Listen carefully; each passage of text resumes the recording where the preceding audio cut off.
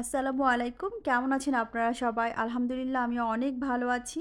আজকে আপনাদের সাথে শেয়ার করছি রেস্টুরেন্ট স্টাইলের চিকেন ক্যাশু নাট সালাদ।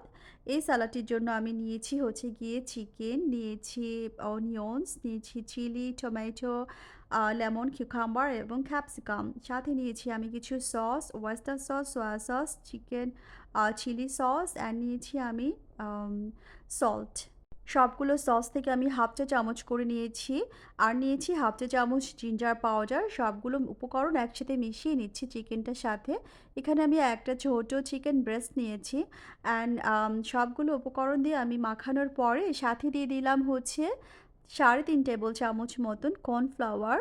কর্নফ্লাওয়ারটা আমি একটু বেশি ব্যবহার করেছি। কারণ হচ্ছে একটু বেশি করে যদি কর্নফ্লাওয়ার দেন তাহলে এটা ক্রিসপি হবে। চিকেনটা ক্রিসপি হবে একটু বেশি, এইজন্য আরকি। কর্নফ্লাওয়ার দিয়ে ভালো করে মেখে নিয়ে আমি এটা পাশে রেখে দিচ্ছি ৫ থেকে ১০ মিনিটের জন্য। না রাখলেও চলবে, সাথে, সাথে ভাজলেও হবে। তো এই ফাঁকে আমি কেটে নিব হচ্ছে আমার সবজিগুলো। দেন আমি একটা প্যানের মধ্যে তেল গরম করে এর মধ্যে দিয়ে দিব হলো আমার ক্যাশু নাট। ক্যাশু নাটটা ভাজার পরে আমি দিয়ে দিব হচ্ছে এই তেলের মধ্যেই চিকেন। চিকেনগুলো আমরা মিডিয়াম লো আঁচে রেখে ভাজবো, কারণ বেশি আঁচ দিলে উপর থেকে পুড়ে যাবে, ভেতরে কুক হবে না, কাঁচা থাকবে। আর ৩ থেকে ৪ মিনিটের বেশি ভাজা যাবে না।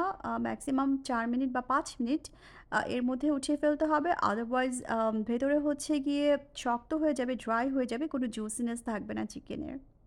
তো এরকম অবস্থাতে আমরা এটাকে তুলে রেখে দেন আমরা হচ্ছে মিক্স করে নিব। মাঝখানে একটা টিপস দিয়ে দিচ্ছি, সেটা হচ্ছে গিয়ে আপনারা যখন এটা সার্ভ করবেন সালাদটা, তখন আপনারা চিকেন অ্যান্ড ক্যাশিউ নাটটা মিক্স করবেন। আগে আপনারা করবেন না, কারণ আগে থেকে মিক্স করলে এটার ক্রিসপিনেসটা আর থাকবে না। তো চলুন এখন মিক্স করে নেই। আমার বাসায় যেই বাটিটা হাতের কাছে পেয়েছি আমি সেটাই নিয়েছি। এর মধ্যে দিয়ে দিলাম হচ্ছে আমার কেটে রাখা সব সবজিগুলো। সাথে দিয়ে দিচ্ছি ক্যাশিউ নাট, সাথে দিয়ে দিচ্ছি হলো চিকেন। আর দিব অল্প একটু সল্ট। সল্টটা আপনারা চেখে নিবেন, চেক করে নিবেন, বিকজ সসের মধ্যে সল্ট থাকে আপনারা সবাই জানেন। আর দিয়ে দিব হচ্ছে tomato sauce and chili sauce. সামান্য একটু ব্ল্যাক পেপার দিয়ে আমি সবকিছু একসাথে মিশিয়ে নিলাম। ব্যাস হয়ে গেল আমার চিকেন ক্যাশিউ নাট সালাদ। সিজমি বা তিল দিয়ে পরিবেশন করুন। বাই।